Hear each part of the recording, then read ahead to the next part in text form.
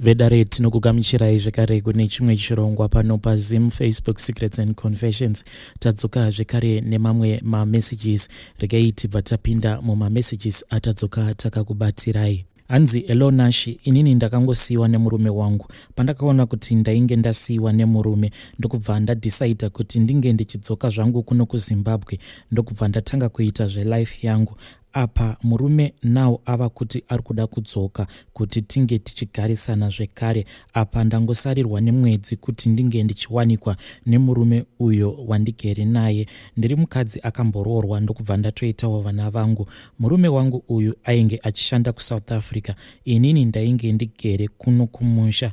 Zvadaro ndakazombotevera murume wangu ndokusvika kuSouth Africa kuya, ndikaona kuti iye ainge achiita mabasa aya ekugadzira magates. Zvadaro ndakabva ndatanga kuhodha. Ndaiti kana ndikahodha zvinhu zvangu zvandainge ndichitengesa, ndaifamba mudzimba ndichitengesa. Panguva yacho ndainge ndisati ndava nemwana wangu wechinhamba 2. Ndaiti kana ndikaswera ndichitenderera ndobva ndazodzoka zvangu kumba. Later on ndozokolekta mari dzacho. Takakwanisa kutobatanidza mari yainge yakawanda, kwava kutotumirawo mari yezvitinha sezvo tainge takapiwa pekuvakira nevabereki vemurume wangu. Zvose zvinodiwa tainge tichitumira mari kuhanzvadzi yangu, iye ainge achiita zvose zvainge zvichidiwa. Takasvika pakutovakisawo a 4-roomed house yainge iine toilet nebath mukati. Zvese izvi taiita, asi murume wangu aiita zvinonyadzisa. Akabva atanga kudanana neimwe friend yangu.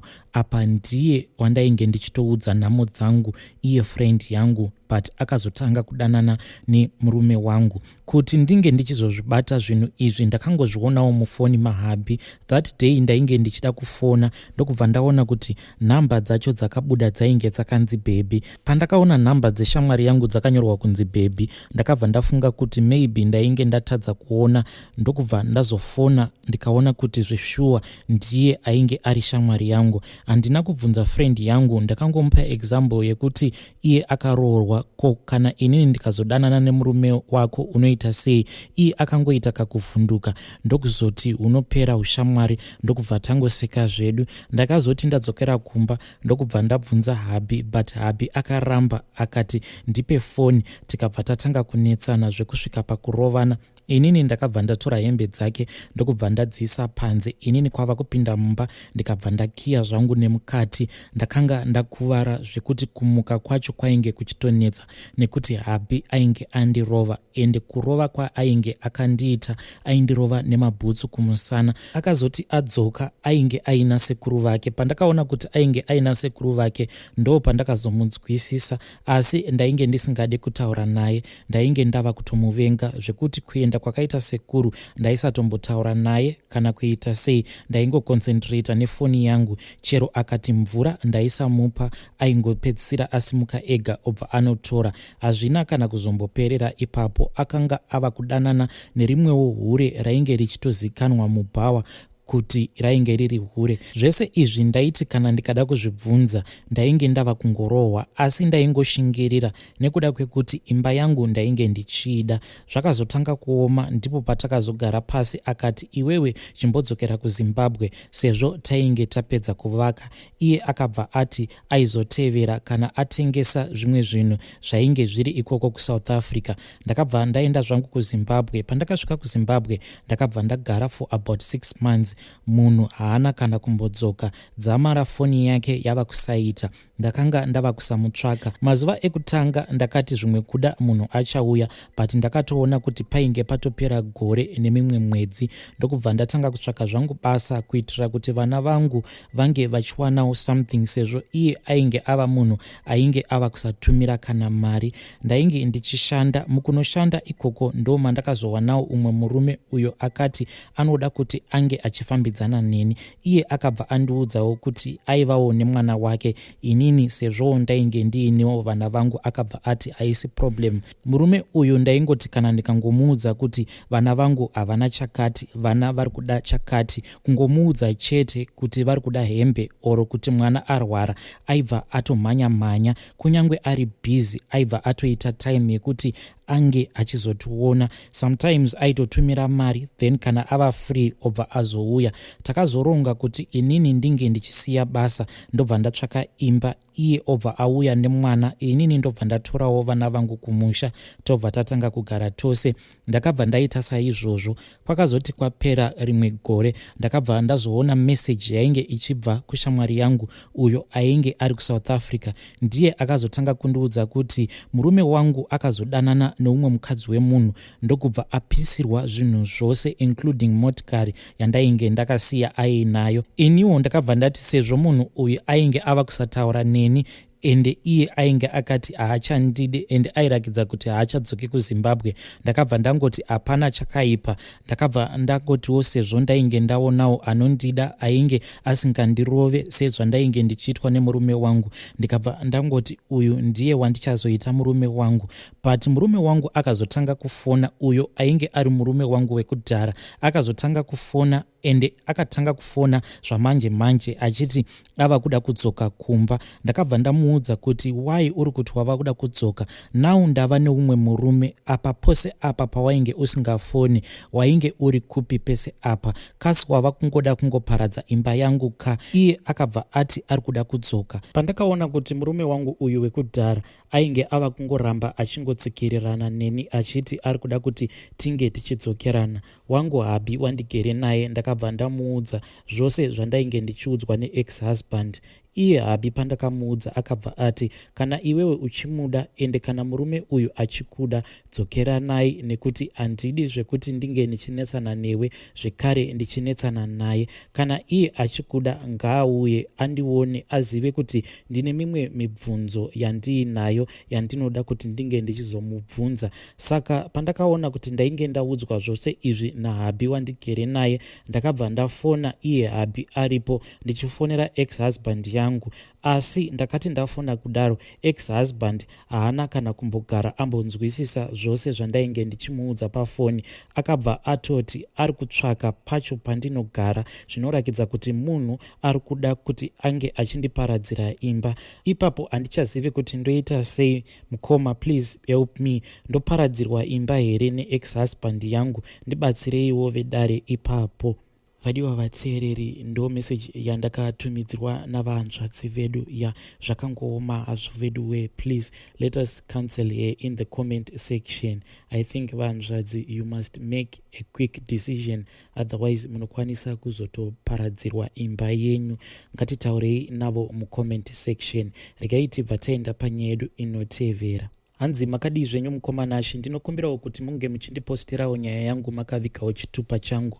Inini mukoma, nyaya yangu ndiri kutotsvakawo rubatsiro, nekuti kubvawo ndichitanga kuwanawo vakadzi, ndingangoti ndakawana vakadzi vakati wandei. Vamwe ndaingowana navo zviya zvekungochaisana mapoto, vamwewo ndo vandaitoendawo ndonobvisirawo zvishoma zvandinenge ndiinazvo.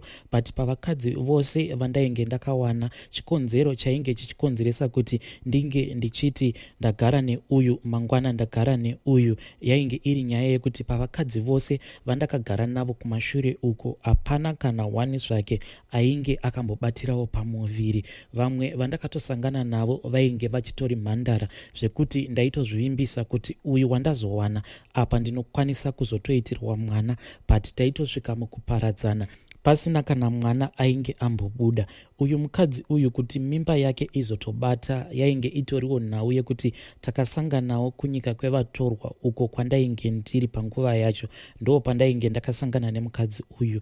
Muone zvenyu mukomanashi, mukadzi uyu pandakasangana naye iye aigara achindiudza kuti ndiri kurota hope, but hope idzi ndiri kurota ndichishungurudzwa nevabereki vako. Ndaiti pose pandaitaura nhau yekuti tinofanira kuti tinge tichizodzoka kumusha, kana tava kumusha tombotsvakawo chimwe chinhu chinokwanisa kutipa chiraramo, nekuti ndainge ndichiona kuti kwacho kwatainge tigere tiri kuSouth Africa zvaingovawo zviya zvekungoti taingoraramira kutenga chikafu nekungodya. Mari chaiyo yekuti tibate inokwanisa kuita zvine musoro, mari yaingopinda mumaoko medu ichingobuda.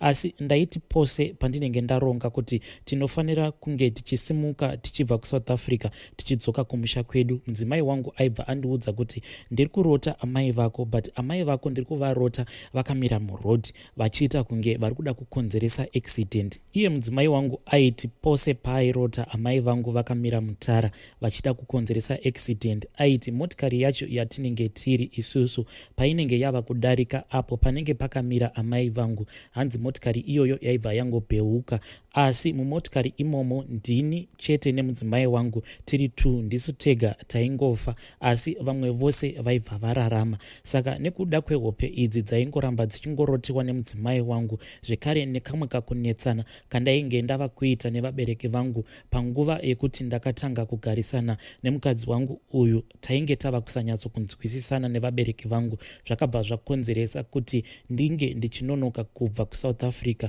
tichidzokera kumusha kwedu isusu. Asi ndinoona sekunge ndo zvakazotondibatsira kuti mudzimai wangu ange achibatira pamuviri, nekuti vamwe vose avo vandainge ndakambowana ndaingoti kana ndikangoroora kana kuti ndikatizirwa, amai vangu vaibva vati muroora ngambotanga auya kuno ndione kuti muroora iyeye anoita here, nekuti unokwanisa kuzotiunzira hure kana kuti muroyi mumba. Saka kazhinji ndaiti kana ndikasangana nemunhu wandinenge ndati ndiri kuda kumuita mudzimai, kana ndiri kuSouth Africa kana kuti ndiri kuZimbabwe, ndaibva ndambonosiya mudzimai uyo wandinenge ndawana agere naamai vangu ndichingoti amai vangu vanondiitira rudo. Asi amai vangu vanorakidza kuti pose pavaimanikidza kuti madzimai andinenge ndaroora ambotanga auya kuzogara navo kwemwedzi kana kuti 2 months vari vose, amai ndinofungidzira kuti pane zvavainge vachiita kumadzimai angu. Saka uyu mukadzi wangu akati azobatira pamuviri, ndo pandakazoita serious, ende andizive kuti serious iyi yandakazoita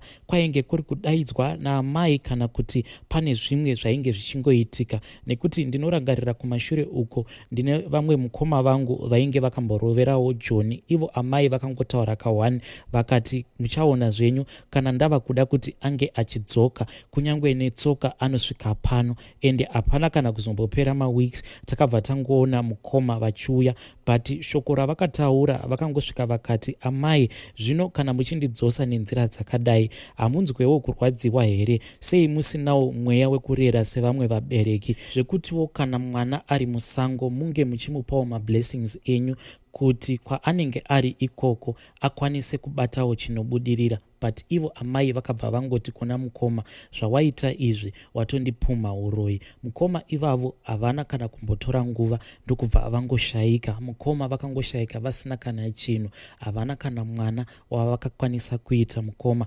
vaingoitawo zvandainge ndichiita, zvekungoti kana vakawana vobva vangonetsana nemudzimai wavanenge vagere naye vobva vangorambana. Mukoma vakafa vasina kana chinhu, vainge vachingogarawo pamba pevabereki. But mukoma vakati vasati vashayika mazuva iwawo ivo amai pavainge vachipopota vachiti mukoma wenyu andipuma uroyi. Saka kana ndiri muroyi vana vangu vose ngavadzoke pano. Panguva yacho ndainge ndiine dzimwe hanzvadzi dzangu dzainge dziri kuSouth Africa, inini ndainge ndisati ndaendawo kuSouth Africa.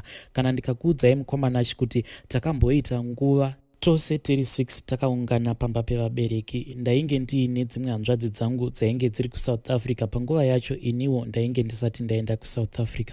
Hanzvadzi dzangu idzodzo dzose dzakangopererwa nemabasa mwedzi umwe chete, ende kuuya kwavainge vachiita kumusha vaiti nhasi umwe akasvika, mangwana umwewo osvika, ende vose vakangosvika vangori nezvihandbag zviya zvinorakidza kuti munhu akangoti achingobva kwaainge achingobva ndokubva angokwira mubhazi rainge richidzoka kumusha. Takagara kwenguva refu tigere pamba pevabereki, zvinhu zvakaoma. Ivo amai vaitoganza vachitoti sezvo imimi mati inini ndiri muroyi, pakati penyu mose apa ndiroda kuona wacho achabudirira muupenyu kana ndiri muroyi, asi kana ndisiri muroyi mose muchabudirira vana vangu, mazvinzwa. Ende vaitaura zvinhu zvose izvi vasingambovanzi kana kuita sei, vaitoita zvekuganza. Takati tigere pamusha pevabereki kudaro, mukoma ndopa vakabva vatanga kurwara, vakangorwara kwemazuva mashoma. But ivo mukoma vachirwara kudaro vaipota vachitaura kuti usiku pari kuita kunge pane munhu ari kuuya achindisveta ropa, pane munhu anenge ari kundinwa ropa. Ende ende uchitarisa ivo Mukoma waiona kuti kamuondero kavainge vava kuita vaita kunge munhu ainge atobatwa neHIV. Ivo amai vakabva vatosimbirira nyaya iyoyo yekuti pawainge uri kuSouth Africa waisabvira iwe mumadrezi, vakadzi vangani vawakawana waakuona kachirwere chawakaenda kungonotora kuSouth Africa. Mukoma havana kana kuzombotora nguva ndokubva vangoshayika.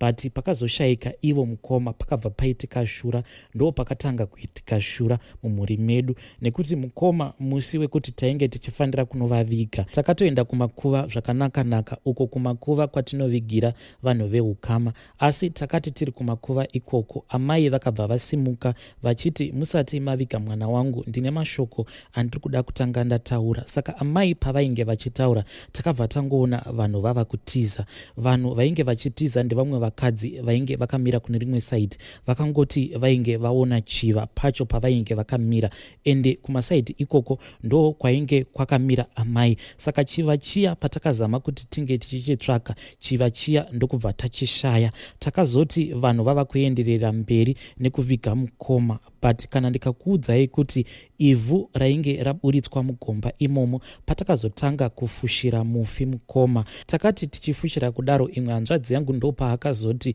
naimiko ivhu racho zvaratopera iro gomba risati rambozara. Ndingangoti ivhu rose rainge racherwa kubva mugomba imomo rakatadza kana kunyatsokusvika pahafu, gomba rose rakasara risina kana ivhu. Yet ivhu rose rainge racherwa kubva mugomba imomo tainge taridzosera mugomba, but rikatadza kuzadza gomba iroro. Zvatakazotoita, takazototuma vazukuru kuti vange vachienda kunotora mabhara. Vakati vadzoka nemabhara, takazototanga kuchera samwe. Taiti kana tikachera tichizadza ivhu iroro mubhara, tobva tauya tichikuturira mugomba iroro kusvika gomba rose razara. Ndo kamuvigirwo kakazotoitwa Mukoma Vangu. But nyaya iyi yenyoka haina kutangira pana Mukoma Vangu. Kumashure uku taimbozvinzwa kuti paiti kana pakangovigwa munhu weukama paingoonekwa nyoka, but nyoka iyoyo yaingoonekwa kumakuva yobva yangonyangarika. Saka zvakazoitika zvekare pana Mukoma Vangu, zvikazoitika zvekare pane imwe hanzvadzi yangu akabva mukufa. Pamusha iko zvino kana ndikakuudzai mukomanashi kuti pazere vazukuru. Hanzvadzi dzangu vanhu vekuti havapinde mumamarriages, chavo chete chavanongoita ndechekuti kwacho kwavanenge vari ikoko vanenge vachingoita vana vachingouya kuzongosiya vana. Tine imwe hanzvadzi yedu uyo akatitangirawo kuenda kuSouth Africa. Saka hanzvadzi yedu uyo akabva aita vana 7, but vana ava 7 vana nababa vakasiyana-siyana. They all have different fathers. Mwana wake wekutanga zvinonzwisisika because iye anoti paainge achikrosa achienda kuSouth Africa hanzi ainge akabatwa nemaguma-guma. Saka iye akabva ati paakazosvika kuSouth Africa ndo paakabva aona kuti ainge atobatira pamuviri. Asi vamwe vose ava akabva aita zvekare nana baba vakasiyana-siyana. Vana vose ivavo vagere naamai vangu, ende amai vangu vazukuru vavo vanovada. Wangu mwana pavazukuru vavo vose ndo wavanorakidza kuti havamufarire, nekusazivawo kuti sezvo mwana wangu akazvarwa asina kunyatsokuperera, nekuti mwana wangu mukomanashi akaita kunge ndonda like.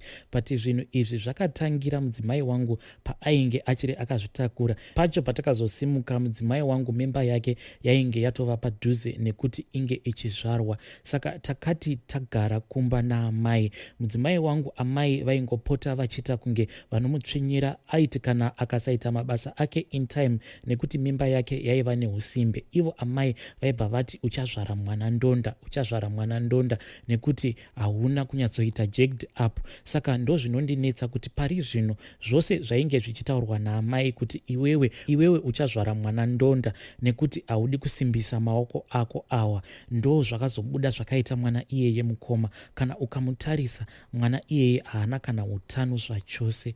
Kutiwo ndinge ndichinangana naamai vangu kuti ndivabvunze kuti nhai amai, ko zvose zviya zvamainge muchitaura mudzimai wangu apo paainge achiri akazvitakura kuti iwewe uchazvara mwana ndonda, chitarisai muone kuti mwana wacho akazobuda ari exactly izvozvo zvamainge muchitaura kuti achabuda akaita. Ndinonzwa ndichitya kuti zvimwe amai vanokwanisa kuzoti ndavananga uroi. Zvekare ndinotya kamufiro ako kakazoita Mukoma Vangu nekamufiro kakazoita hanzvadzi yangu. Kumashure uko nedzimwe hanzvadzi dzangu idzi dzakasara taiva vanhu vekuti taitombogara pasi tichibvunzana kuti asi sei zvinhu zvakazodai mumhuri medu, kunyanya pana Mukoma, nekuti Mukoma pavakafa ivo amai vakabva varamba izvo zvainge zvichida kuitwa nevanhu, nekuti zvainge zvanzi sezvo ivo Mukoma vainge vashayika vasina kana kumbogara vabata mwana mumaoko, saka pane chivanhu chaifanira kuti chinge chichiitwa pana Mukoma, asi ivo amai vakabva varamwa. Vakatoramwa zvekuda kutosiya musha vachiti imimi ndava kukusiyai muchiviga mwana wangu ndisipo, kana mapedza kuviga mwana wangu muzondiudza ndozodzoka mumusha mangu. Saka vanhu pavakaona kuti amai vainge vava kutoda kutoramwa zvekutoda kutosiya musha, Mukoma vakabva vangovigwa pasina chivanhu chainge chaitwa pavari. Saka zvose izvi taimboti tikagara pasi nehanzvadzi dzangu dzakasara totanga kumbodhiskasa kuti wai zvinhu zviri kuita sekudai.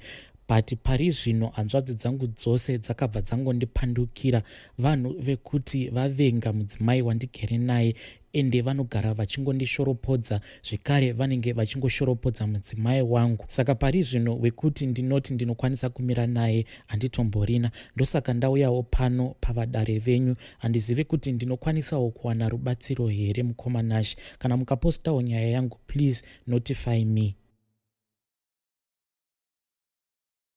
Vedare ndo message yandakatumirwa naMukoma vedu. Zvakangoma hazvo vedu we. Please ngatitaure navo mucomment section. If you have any advices you can come kuinbox kwangu mobva mandipa voice note ndobva ndaforwardira kwavari. Ngatisanganei zvekare mune zvimwe zvirongwa zvinotevera.